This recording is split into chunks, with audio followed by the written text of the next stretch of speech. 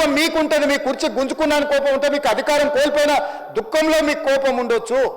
నిన్న మొన్న సోషల్ మీడియాలో భూభారతి మీరు ధరణి పేరు మీద వేల లక్షల ఎకరాలు కొల్లగొట్టినందుకు, ప్రక్షాళన చేసి భూభారతి తెచ్చినందుకు, పేదల భూములు పేదలకు ఇవ్వాలన్నందుకు నా మీద కోపం ఉంటుంది. దేనికి నా మీద కోపం ఉంటుంది అధ్యక్ష? పేడ్ ఆర్టిస్టులను తెచ్చి పార్టీ ఆఫీసులో పెట్టి వాటిని రికార్డ్ చేసి సోషల్ మీడియాలో పెడితే, వాళ్ళ మీద పోలీసులు కేసు కడితే మీకు దుఃఖం వస్తుంది. అసలు ఈ భాష ఆ సోషల్ మీడియాలో పెట్టినట్టు ఒకసారి చూడండి అధ్యక్ష.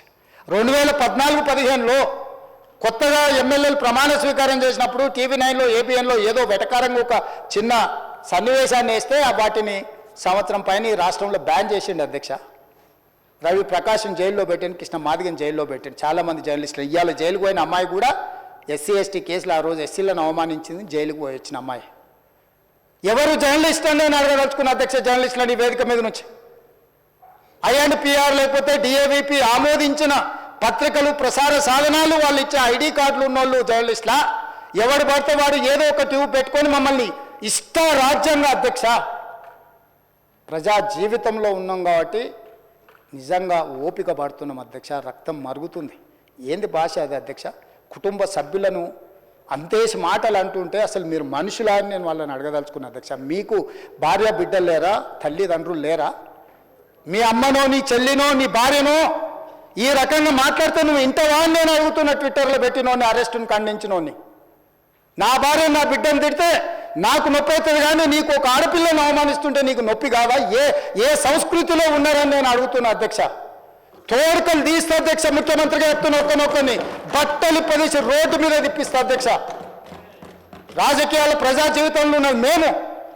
విమర్శించండి, విశ్లేషించండి, మా గురించి మాట్లాడండి.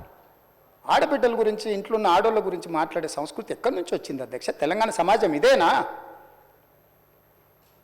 రజాకర్లకు, నిజాంలకు, భూస్వాములకు, పెత్తందారులకు వ్యతిరేకంగా పోరాటం చేసిన స్ఫూర్తి ఓ రామ్జీవ్ గోండు, కొమరం భీమ్, ఓ చాకలి ఐలమ్మ, ఈ ప్రాంతంలో దొడ్డి కొమరయ్య, ఓ సర్దార్ సర్వాయి పాపన్న గౌడు ప్రాతినిధ్యం వహించిన ప్రాంతం ఇది అధ్యక్ష. ఇది ఒక చైతన్యమైన ప్రాంతం. ఈ చైతన్యమైన ప్రాంతంలో ఎదిరించి నిలబడ్డాడు మునగాడు. ఆధిపత్యాలకు వ్యతిరేకంగా నిలబడి కొట్లాడిన గడ్డ ఇది. ఈ సంస్కృతిని మొత్తం సర్వనాశనం చేసి ఒక విష సంస్కృతిని నోటికొచ్చింది మాట్లాడి వాటిని పోస్టు చేయించి ఏం పైశాచిక ఆనందం అని నేను అడుగుతున్నా అధ్యక్ష. వాళ్ళు తిట్టిన తిట్లకు నా పేరు తీసి మీ పేరు రాసుకోండాడా? మీకు అన్నం తినబుద్ధి అవుతుందో నేను చూస్తా. తెలంగాణ రాష్ట్ర ముఖ్యమంత్రి అయితే బలహీనం అయిపోయినట్ట అధ్యక్ష? అట్లా అనుకుంటురా? ఓపిక పట్టిన అధ్యక్ష, నేను మర్యాదకు ఉంటున్నా. మీకు ఎంతమంది ఉన్నారో తెలియదు, నాకు చికాకు వచ్చిందని తెలిస్తే లక్షలాది మంది పిల్లలు రోడ్డు మీదకి వచ్చి బట్టలు తీసుకొడతారు అధ్యక్ష ఒక్కడినొక్కడిని. నేను వద్దంటున్నా కాబట్టి, చట్టాన్ని గౌరవిస్తా కాబట్టి, చట్టాల పట్ల, శాసనాల పట్ల, ఈ భారత రాజ్యాంగం పట్ల మాకు సంపూర్ణమైన విశ్వాసం, నమ్మకం ఉంది కాబట్టి ఏమనుకుంటూ ఊరుకుంటున్నాం అధ్యక్ష. అది మా చేతగాని తనం కాదు. చంద్రశేఖరరావు గారు నీ పిల్లలకు చెప్పు, ఇది మంచిది కాదు, నువ్వు అనుకుంటున్నావేమో ఇట్లా ఏదో చేస్తే మానసికంగా కుంగదీసి దెబ్బతీసి రాజకీయంగా ప్రయోజనం పొందుదామని నువ్వేమైనా కలలుగా అంటే నువ్వు అనుకుంటున్నావేమో. అట్లా కుదరదు చంద్రశేఖరరావు. నేను చెప్పదలుచుకున్నా, హద్దు దాటితే, మాట జారితే దాని ఫలితం ఎట్లుంటుందో అనుభవిస్తారని నేను చెప్పదలుచుకున్నా అధ్యక్ష. పదవి ఎంతకాలం ఉంటుందని కాదు, ఎట్లా ఉన్నామనే దాన్ని నేను లెక్కగడతా అధ్యక్ష. ఆత్మగౌరవం చంపుకొని పదవి కోసం లాలూచిపడి దిగజారే రాజకీయాలు నేను చేయను అధ్యక్ష. ఉన్నంతకాలమే ఉంటా, నిటారుగుంటా, నికార్సుగుంటా. ఏది పడితే అది మాట్లాడితే ఇక నుంచి ఊరుకొని నేను చెప్పదలుచుకున్నా. మీరు అనుకుంటున్నాం ఏది పడితే అది బాగా మాట్లాడితే చెల్లిపోద్ది, లేకపోతే కోర్టుకు పోతే బెయిల్ వస్తుంది, లేకపోతే ఈడిపోతే అది వస్తుంది, ఆడిపోతే ఇది వస్తుంది, మానసికంగా మమ్మల్ని దెబ్బతీసి ప్రయోజనం పొందాలని. అవసరమైతే చట్టాన్ని సవరించే పని అని చేస్తాం. ఏం భాష అధ్యక్ష? ఒకసారి మీరు చూడండి అధ్యక్ష.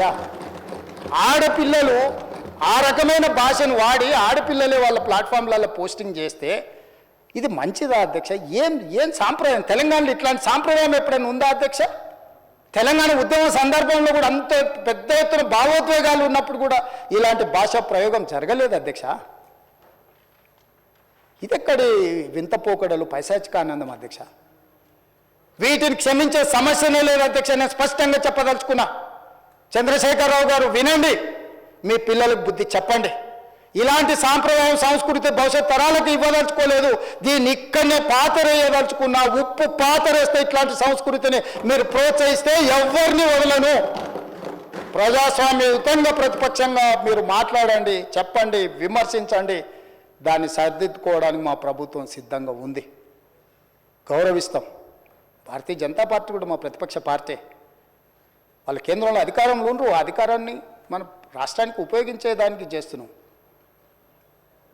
అందుకే అధ్యక్ష, తమరు కూడా అక్కడి నుంచి ఆదేశాలు ఇవ్వండి. దీని మీద చర్చ జరగాలి.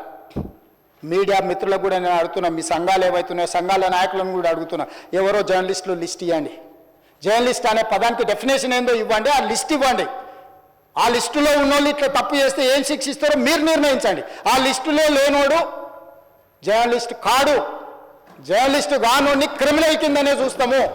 ఆ క్రిమినల్స్ని ఎట్లా జవాబు చెప్పాలనో గట్లనే చెప్తాం. ముసుగేసుకొని వస్తే ముసుగు ఊడవీకి బట్టలు గుడ్డలు ఊడదీసి కొడతా అని చెప్తున్నా. నేను తమాషా చేయొద్దు. నేను కూడా మనిషిని, నాకు చీమునెత్తురు ఉంది. అన్నిటికీ బరాయించుకుంటే తప్పులని అన్నిటిని మోసుకుంటే ఏదో కుర్చీలు ఉన్నా కాబట్టి ఊరుకుంటా అనేమన్నా ఏషాలు వేయదలుచుకోరాం. అన్ని చట్టపరంగానే చేస్తా.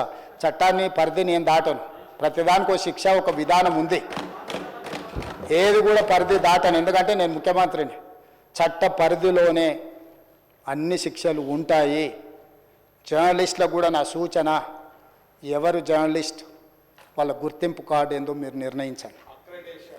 అది ఏదో ఏ లైన్ మీరు చెప్తారో చెప్పండి.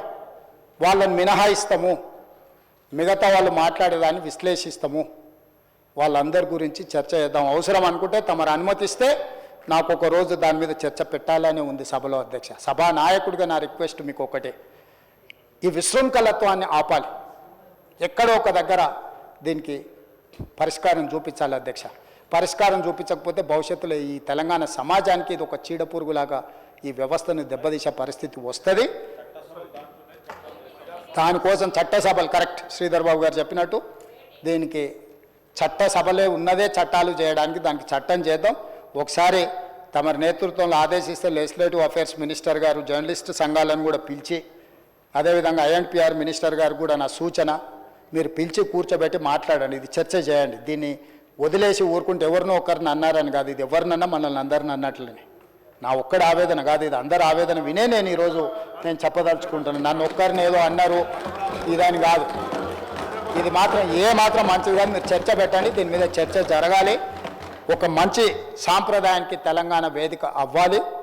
అందరినీ సహకరించమని సభలో ఉన్న సభ్యులందరం కూడా చర్చించుకుందాం. స్వీయ నియంత్రణతో పాటు రాజ్యాంగపరమైన నియంత్రణ కూడా అవసరమే.